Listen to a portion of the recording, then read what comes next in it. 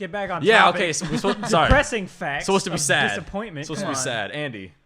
Okay, so what I thought of actually happened with you. So maybe you'll feel the same about it. Am I okay? It wasn't my fault. Was it? It wasn't your fault. Oh, thank God. Yeah, no, it wasn't because of you. Okay, good. Just you were.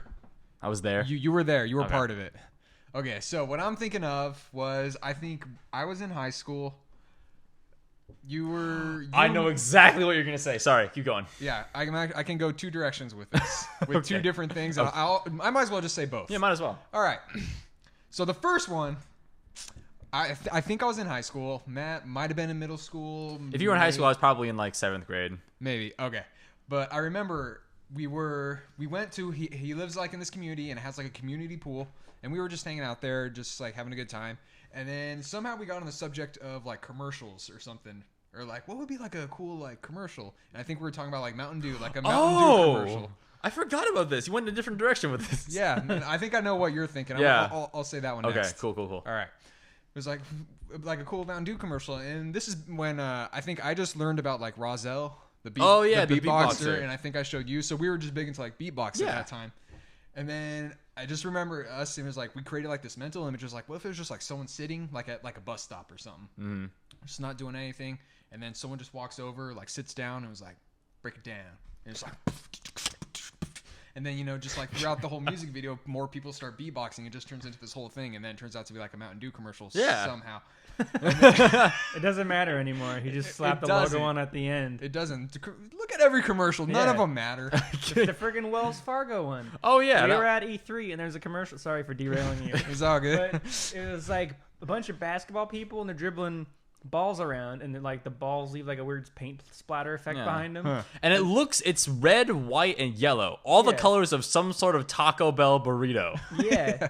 And like the balls look like they're like nacho cheese as they're dribbling them, and like everything's like splattering everywhere. Yeah. And they're all like taking turns dunking and stuff, high-fiving each other, and it's like, Wells Fargo.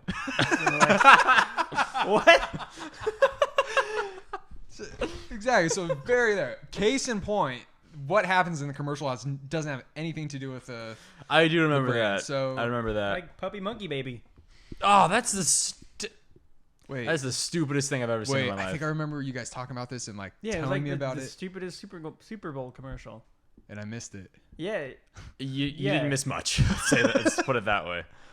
But basically, well, if you want to look people out there, that up, look it I up. don't want to talk about it. Yeah, because it's stupid. But yeah, I remember that vividly. How was this disappointing though? Okay, so all right, so I'll continue. But okay, so we go. He was talking to the CEO of Mountain Dew. Excuse me, I've actually been speaking to the CEO of what were the hot dogs? Hebrew National. I've been speaking to the CEO of Hebrew National, and I'm afraid we can't be moving forward with such a crazy idea. The hot dogs got it's a new direction. This is a new world. We're gonna go with them. And I got dude, Hebrew National, man. Yeah, I hate them. Ruiners of lives. Boycotting them. Anyway, so yeah, the commercial happens where we like beatbox, and then just different scenes, people beatbox, and everyone have a good time. it's a big evolve. Like Mountain Dew, yeah. Two people, I think, after that, like they start beatboxing and kind of grooving, and then they get on a bus, And then it's just and then everyone on the bus starts beatboxing, and they all get off the bus and go into like I think we said they were gonna go to like a basketball game or some kind of like big stadium event. yeah, and but just get it everybody just involved. gets exponentially bigger. Like everybody just. I guess everybody doesn't have to do the same beat, but everybody is on beat. And it just, and then this became disappointing. Yeah, so this became disappointing because I remember you were talking to like some friend of yours or something, and you mentioned that.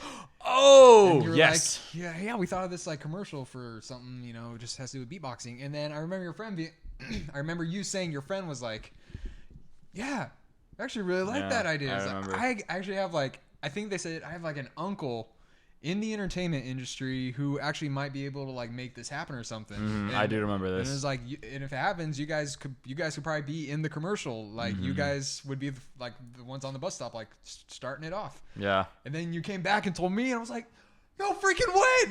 That can happen. Hey, new subscriber. Hey! Woo! I actually know who that is. That's my friend Paul's older brother. Hey, welcome, Hot XX Fuzz. Thanks, Aaron. But yeah, it come back to me, and then I remember I just got so excited, like, dude, that would be freaking awesome if that happened. And then I think it was like some months passed, and I was like, is anything happening with that? And it was like, haven't heard anything yet. A couple months past anything, and eventually it just fizzled out, and it was just like, dang it. That's because they stole the idea. Well, okay. I haven't seen it done. There's two reasons why that didn't work. A, he was like the kid that did that was kind of in middle school. He was kind of a pathological liar. So was this the same as the whale kid? Yep. Same kid. I was gonna bring that up. The same guy. So, yeah. So he lied. I'm pretty sure he lied about that. Second thing that he was 100% wrong about was another thing that me and Andy did way back when is if you were a kid at one point, which you 100% were, so if and you probably did those things with your friends where you're like, oh yeah, like you have the little clap things like Miss Susie had a silver blah, blah, blah. And one of those me and Andy did. I don't remember what it was. How old were you guys? Oh, this is elementary school. Both of us were still in elementary. We're still under 10. Yeah. I mean, granted, I'm still 5 years old up in here, but like it's not a huge thing. But anyway, it was my father went to CC. Yeah, that one. Yeah. My father went to CCC. And instead of saying what the end was, me and Andy would just yell, "Oh!" It was like.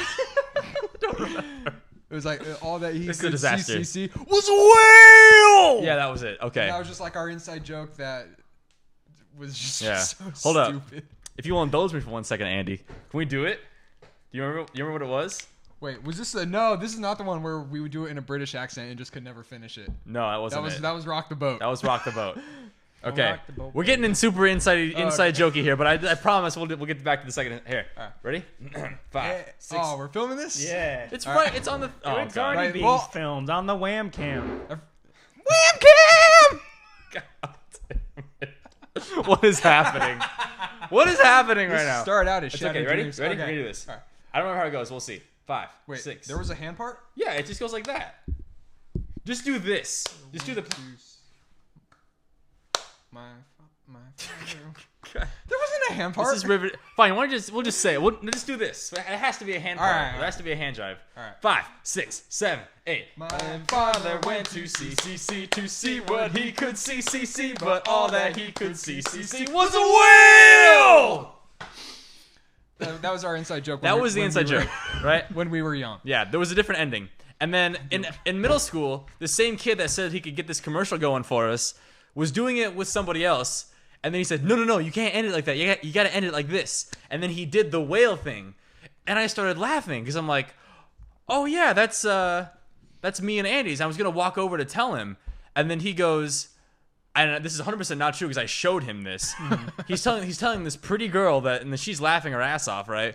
And he says, oh yeah, like me and my cousin came up with that. Ooh. Oh, I hate that guy. Right? And I heard that and I was like, ooh, no, sir. And so I walk up and I tap him on the shoulder. I'm like, Ryan, just a real quick question. So you and your cousin, right? Oh, yeah. How'd you guys come up with that? That's so funny. You guys are so funny. And he can't break character, so he goes, yeah, me and my cousin came up with that. We were 5 when we did that. And I was like, oh, you were 5. More like I showed you that 5 days ago, motherfucker. Did you say that? I didn't say that. You should have ruined it. That would have been awesome. Yeah. Well, because then I come across as like, no, that's mine. That's my genius. It's my joke. Yeah. I didn't want to do that. Well, yeah, because I mean, we know how kids react to that. Yeah, they'll just be like, nah. Yeah, something. Exactly. And so that happened to Tristan. Really? He invented a new like slang word, and it got huge like in Southern California. Nobody believes what? He started it. What was it? I think it was like SWEQ or something, like SWEQ. And SWEQ? He started saying it for fun. And then like I come back from school like after the year's over, and like other people, like people that don't know him, are saying it. I'm like, why are you saying that? That's my brother saying. And they're like, no, it's not. I saw it on Tumblr. Wow. Dang. Not gonna lie, I'm also the one who brought back Rubik's cubes in my middle school. Actually, that's probably true. Because over the summer, I learned how to. True. These are all disappointing still, so it fits with your theme, Brayden, because they didn't get us. But they like my friend taught me how to use a Rubik's Cube, or how to solve a Rubik's Cube over the summer. And then I came back to school and I bought a Rubik's Cube and I just kind of brought it with me because it was kind of fun. And when I was bored, to just kind of click it around, right?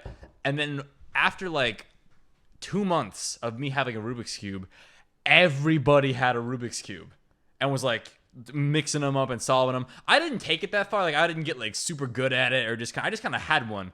My friend Austin, however, was the one that took it and like ran with it. And he was the one that came back and he was like solving the 10-sided ones or whatever. And he had this huge, like, I can barely see the individual squares. It was so big. He's like, no, and it's done. And I'm like, oh, yeah, okay, I'm gonna stick with this 3-1. This is all I needed. But yeah, I still maintain to this day that I'm the one that got that started again. Bravo. Thank you. In the hometown. Yeah. We're back in the hood old days.